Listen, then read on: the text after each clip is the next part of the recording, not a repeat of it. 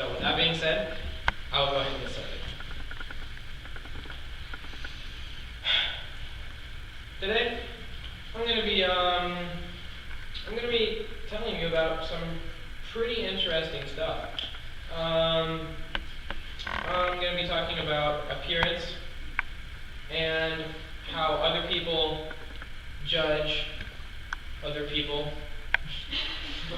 It is going to be interesting, so turn your listening ears on. But wait a minute, everyone. The question I have for you is this: does appearance really matter?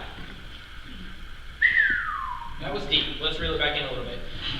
I think that appearance is an important aspect of our lives and that it shouldn't be overlooked, for it has the potential to boost oneself up or tear others down. And it's a powerful tool that everyone has access to. Now, the majority of speeches that you would see at a tournament, they would use a roadmap explaining the points their speech is going to be covering. But I am not like the others, so I will be using a well map. That is, a map of a well. I have 3 questions for you. Firstly, what are those? Secondly, are you my judge? And thirdly, does the cover of the book really matter? Now, none of these questions of the well map make any sense right now, but remember them and I'll explain them in due time. To answer my first question, what are those? I'll be doing that a couple times just because I find it fun. In this question, we're going to be exploring what appearance and judgment really are. I think the Oxford Dictionary defines appearance elegantly as, quote, an impression or aspect of a thing, although this may be misleading, end quote. Now we have to remember that this is any impression or aspect of any someone or something, not just how somebody looks. So paraphrase from dictionary.com, judgment is defined as the forming of an opinion or a conclusion. Now, if we mush these 2 definitions together, we can see that it's really easy to look at how someone or something appears and form an opinion based on that alone. The other day I was watching a video entitled, "Does Appearance Change the Way People Are Treated?" And in it, some YouTube pranksters were performing a social experiment on if the people on the streets of Manhattan would help someone up who had fallen down. Now, for the first part of the experiment, they had one of their actors dress up in a suit and a tie, and he was using crutches to give the illusion that he had a broken leg. His hands were also full with the things that he was carrying. In almost every circumstance, when he tripped, fell, and lost what he was carrying, the majority of people stopped immediately to help him up. Now, for the second part of the experiment, they had the exact same actor dress up in old clothes, scraggly shoes, and an overall dirty appearance. But this time, when he tripped, fell, and lost what he was carrying, the majority of people just turned their heads the other direction and kept on walking. Even though it was the exact same person, under different clothes, people reacted differently to his different appearances.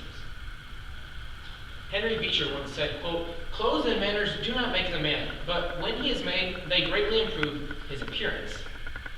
End quote. I think Mr. Beecher was right. Ultimately, your appearance and how you look isn't more important than your character. But once you have character as a foundation, you can use whatever you wear, say, and appear as to improve how other people perceive you as. So now that we've established what those are, we're going to be moving on to my second point. Are you my judge? The longer I pause here, the weirder it is. And yes, in a speech round, you all would be my judges. But we're also the judges of other people in our everyday lives. To start this question off, I'm going to ask you another question, the answer of which is simple and complex at the same time. Who has the ability to look at your appearance or my appearance and come away with a conclusion? Well, like I said, the answer is simple yet complex, and it's everyone. Everyone does this in some shape, form, or fashion. For example, pretend with me for a moment that I just walked up to give my speech. I'll be showing you 3 examples.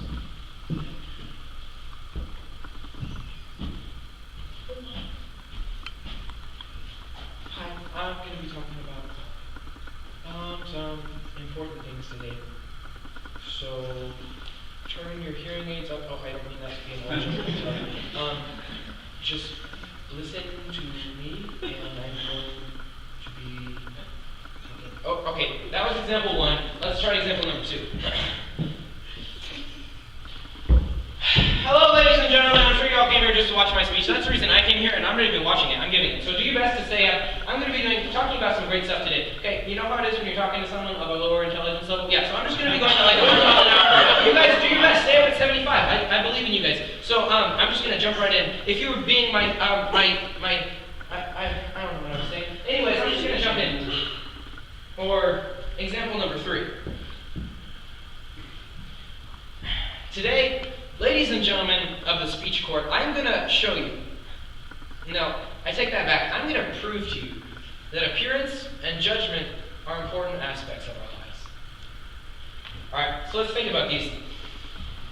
All 3 of these examples, I was using different appearances. But was it almost hard to take me seriously the first and second times? What were some thoughts that ran through your mind? Oh my. This young man looks like he has Ralph Lauren clothes and a Harvard brain. Probably not, but what about the third time? This only goes to show that appearance can and does matter. Now, going back to the definitions, it said the sense, impression, or aspect of a thing or a person. So we've talked just a little bit about how people use appearance, but how do things use appearance? Say, products. After all, a good appearance is something that's heavily sought after by retail companies through their slogans, their slogos, and their slogans. Basically, how we associate them in our mind. For example, could you finish any of these popular TV slogans? Ba-da-ba-ba-ba! I'm loving it. We are farmers. Bum ba bum bum bum bum. My favorite, Red Robin. Yum yum. Thank you. Was it almost hard not to hear the second part paired with the first part? For me it was, and I was saying it. So every one of these slogans, you and I, we associate something with them. For example, the first slogan, I imagine a yellow arch in the shape of an M and potato slices boiled in a fatty oil served with a dash of salt in a red paper container. This speech isn't about McDonald's, but I'm kind of hungry. The thing stuck in your head is the Nationwide jingle. Now, I'll give it to Nationwide. It started out innocent enough. Nationwide is on your side. Then they hired Peyton Manning to make some pro football commercials, of which yours truly has watched a plenty. And they put literally any words to the tune of the jingle with the end goal of getting it stuck in your head. Some of the lyrics are, that's a first-rate queso dip. Never seen this one before. Chicken parm, you taste so good. Haven't been this lost in years. Is this getting old yet? Okay, it's not. We're calculating the shortest route, possibly my favorite. And however annoying this may seem, it can be quite effective. So in our second question, we talked just a little bit about how people and companies use appearance. This brings me to my third and final point. Does the cover of your book really matter? Now, I think that appearance and judgment, I think they can be used for good. But when we focus on them and them alone, it's a tough path. For example, if all I cared about was what other people think of me, I would have an extremely daunting task to make every person think of me in a positive light. And by focusing on other people's views of me, I would take all the negative opinions that people have of me, and this is how I'd start thinking about myself, when all I cared about is my appearance. When, in the end, the only being whose opinion of you and me really matters is God's. And his opinion of us is that we're amazing human beings that he created, and he loves us more than we can fathom. Jesus said in John 7:24, quote, "Stop judging by outward appearances. Instead, judge with righteous judgment." End quote. Now, as you're looking through your notes after this speech, because I'm sure you took notes, you may be noticing a slight contradiction. I'm telling you, don't judge other people, but I'm also telling you, use your appearance because you will be judged. What's going on here, Mr. Peabody?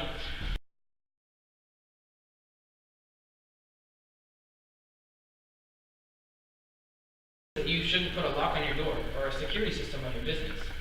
Just like Jesus told us in John 7:24 not to judge by outward appearances, doesn't mean we shouldn't try and use these appearances for our own good, because ultimately, other people will judge us. So, this brings me to my conclusion, but no, it doesn't. Before we get there, let's go back and make sure we all understand my 3 big points, because even I do not understand them yet. Point number 1, Holy Ghost! In this question, you and I explored what appearance and judgment really are. We looked at this through definitions and examples. But the question itself also references an extremely popular trend from 2015.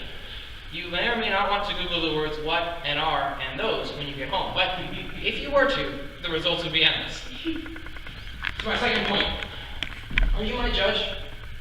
And we established that yes, you are my judges, and that we're also the judges of other people in our everyday lives. And it's up to us to come to a good or a bad conclusion about them. And thirdly, does the cover of a book really matter? In this question, we discussed how other people view you and me in our everyday lives. So, in conclusion, I hope that I've proven to you that appearance and how we view other people are important aspects of our lives. After the speech is over, you may be thinking, sure, this kid looks really nice, and he has a great outfit on, and his hair is really nice, and he gave a great speech, and he's homeschooled, so that makes him cool. No, it doesn't. But how does this affect me? What can I do after I get up out of my chair and continue my evening? Thanks for asking. I encourage you not to judge other people by their appearance alone, because you never know what they've been through, who they are, or what they're like in a glance. I also encourage you to get up and use appearance for your own good, by being careful about whatever you wear, say, or appear as. And I hope that you choose to use appearance for good.